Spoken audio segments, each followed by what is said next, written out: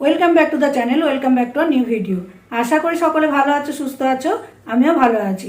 আমার হাজব্যান্ড এখন আগের থেকে অনেকটা ভালো, এটা বলি বলে অনেকেই ভাবে যে বাবা সবসময় দেখি মেয়ের কথা বরের কথা। আসলে তা না। আমার যারা ভিউয়ার্স বা আমার যারা আমাদের ভালোবাসার মানুষ, তারা তো জানতে চায়, তার জন্য এটা বলা হয়।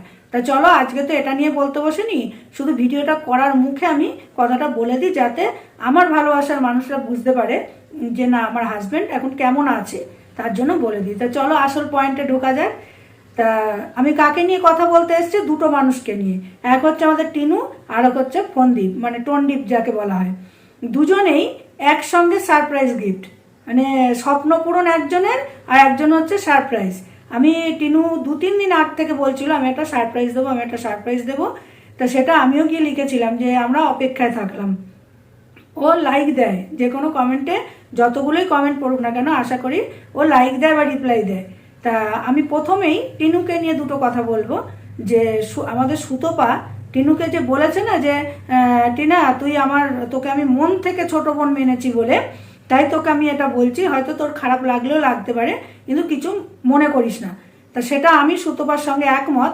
সুতপা বড় দিদি হিসেবে টিনুকে বুঝিয়েছে যে তুই এতগুলো টাকা দিয়ে এখন আইফোনটা না নিয়ে তুই একটা জমি কিনে রাখতে পারতিস, মাথার ওপর একটা ছাদের দরকার আগে তোর।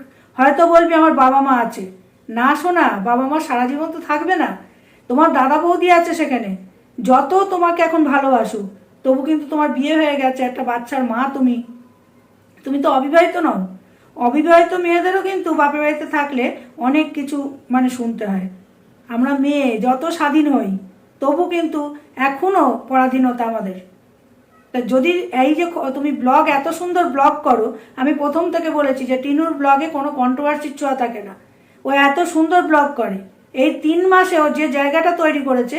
আমি বলছি না যে তুমি আইফোন কেন কিনেছো, এটা তোমার উচিত হয়নি, কিনেছো ঠিক করেছো, কিন্তু এই বড় দিদিদের কথাগুলো যদি একটু মেনে নিতে, যে না আমি আগে আমার মাথার ছাদের জন্য আমি কিছু ব্যবস্থা করি। আইফোন তো সবসময় কিনতে পারতে। তুমি এখন আপাতত দেখো আমি ভিভো ফোন দিয়ে ভিডিও করি, আমার ভিডিওর কোয়ালিটি কি খারাপ হয়? মেন হচ্ছে বক্তব্য, মেন হচ্ছে আকর্ষণীয় জিনিস দেখানো, যেমন আমাদের ইনসাইড আউটের ব্লগে আছে। তাই জন্যই না সে 1 নম্বর ব্লগার। ওর ব্লগ প্রতিটা মানুষের মন কাড়ে। তা তুমি যে ফোন দিয়েই করো না কেন, যে ক্যামেরা দিয়েই করো না কেন, আকর্ষণটা মেন। আইফোন নিয়েছো, প্রত্যেকের স্বপ্ন আইফোনের, আমার মেয়েরও স্বপ্ন, আমারও সব স্বপ্ন টপ্ন নেই, আমার হলেই হলো। আমি এমনই একটা মানুষ, আমি স্যাক্রিফাইস করা মানুষ, আমি কারোর উপর চাপিয়ে দিই না কিছু, আমি যতটা পারি আমি ত্যাগ দেওয়ার চেষ্টা করি। তা আমার মেয়ে তোমার থেকে হয়তো 2 বছরের বড় হবে, তারও স্বপ্ন আইফোনের।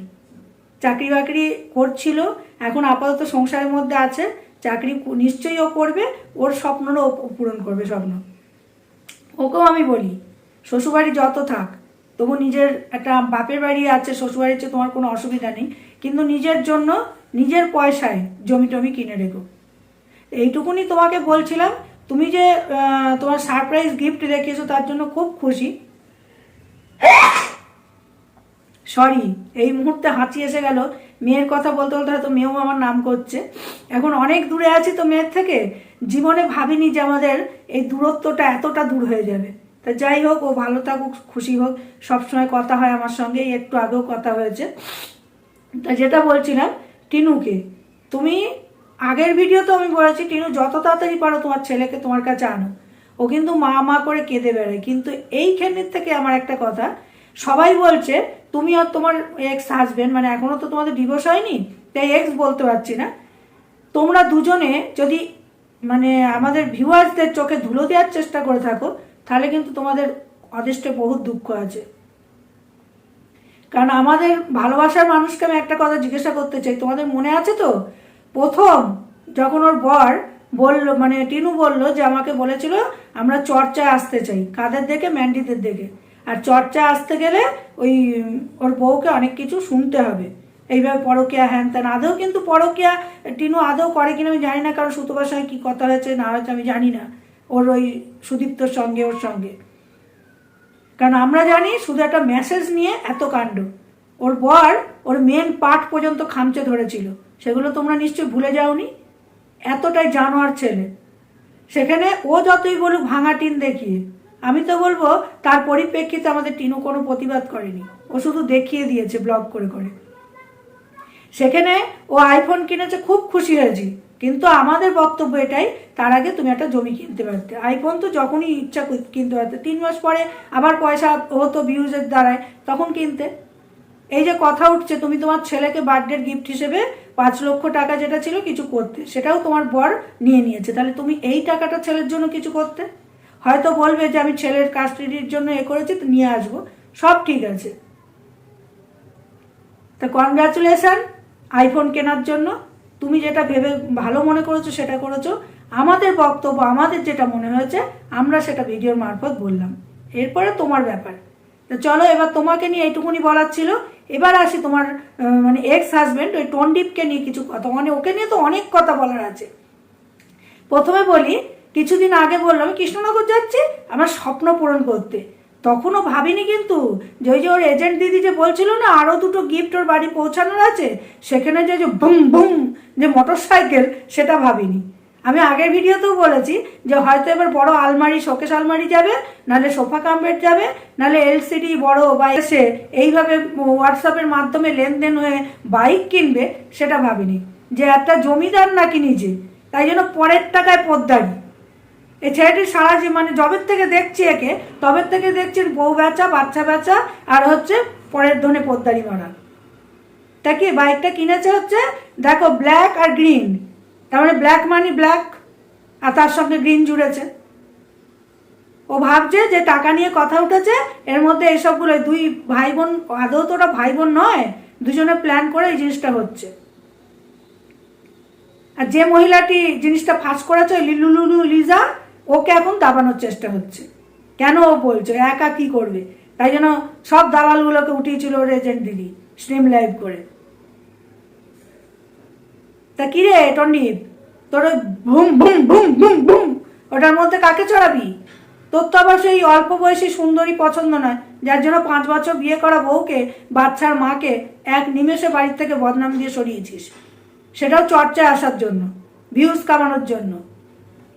ফল সিলিং মারাবো, ঘর দোতলা বাড়ি মারাবো, নিজে ভোগ করব, নিজের চয়েসে স্টাইলস আনবো, এটাও ভিউয়ার্স, আমার ভালোবাসার ভিউয়ার্সদের বলছি, তোমাদের নিশ্চয়ই মনে আছে কয়েক মাস আগে টিনু তখন এ বাড়িতে যায়নি, তখন ওকে নিয়ে গাড়িতে যাচ্ছিল আর বলেছিল যে না আমাদের পছন্দ এনে ফেলেছি, তাতে কি হয়েছে, তোমার পছন্দেই আনবো, তাহলে ওগুলো ফেরত দেবো, বলেছিল কি না? তা সেটা তো আর হলো না। ওই নিজের পছন্দে পুরো টিনুকে মুখ দেখিয়ে দেখিয়ে ওকে বিক্রি করে পয়সা ইনকাম করেছে, করে বড় বাড়ি, সেই বাড়ি ভোগ করতে পারবে তো? আর দেখো কিরকম ছোট লোক, ওই যে ওপার বাংলা থেকে যিনি খাটটা পাঠিয়েছেন, খাটের টাকা, খাট তো পাঠাতে পারে না, খাটের টাকা দিয়ে খাট কিনেছে, কতটা ছোট লোক অসভ্য এরা। বড়ির নেট সেটা খাটের ওপরে, জামা কাপড় খাটের ওপরে মেলেছে, কেন আর জায়গা নেই অত বড় বাড়িতে? ছোট লোক কোথাকার। তা কিরে ওই বাইকটার মধ্যে তোর তো ছোট কচি পছন্দ না, বুড়ি দামড়ি পছন্দ, তো তাকে বসিয়ে নিয়ে কি ওই গানটা গাইতে গাইতে যাবি? এই পথ যদি না শেষ হয় তবে কেমন হতো তুমি বলো তো। আর তখনই ওই বুড়ি দামড়ি, ওই যে যেটা সুতো পাশে পতিতা, এই পতিতা, সে তোকে জড়ি ধরে বলবে না না তুমি বলো, ঠিক এরকম ভাবে বলবে। আর তোর মা যেমন একদম সেই হনুমানের মতো জাম্প খেয়ে এসে পড়লো, আমার ছেলের স্বপ্ন পূরণ মানে আমাদেরও স্বপ্ন পূরণ, আর সেই হাসে যে এরকম করে করে, তাও তো আমাকে ভালো লাগছে, দুদিক দিয়ে গজ দাঁত, শাসা দাঁত বের করা, লোকের পয়সায় পোদ্দারি মারছে।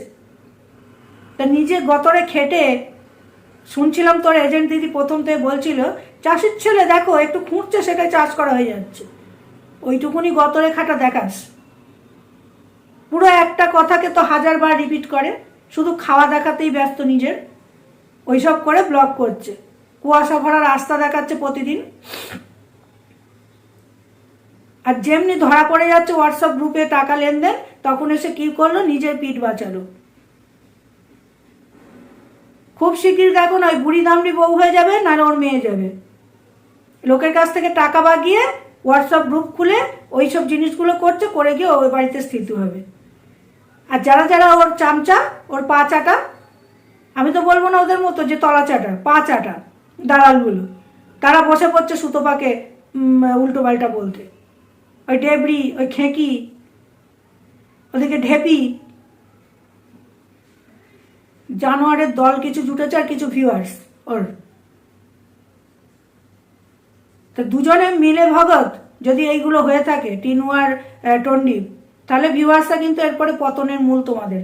ভিউয়ার্স সবই দেখছে, সবই টের পাচ্ছে। ওই লোকের কাছ থেকে লাখ লাখ টাকা নিয়ে নিজেদের স্বপ্ন পূরণ মারানো গুছিয়ে রেখে দেবে। চলো, এইটুকুনি বলার ছিল। পরবর্তী ভিডিওর অপেক্ষায় থাকো, খুব তাড়াতাড়ি আসছে। যদি ভিডিওটা ভালো লাগে তাহলে লাইক কমেন্ট করো, আর যদি খুব ভালো লাগে তাহলে শেয়ার করো। আর অযথা সুতোপাকে নিয়ে টেনো না, সুতোপা উচিত বক্তা, আর আমরা ওই জন্যই ওকে সাপোর্টটা করেছি।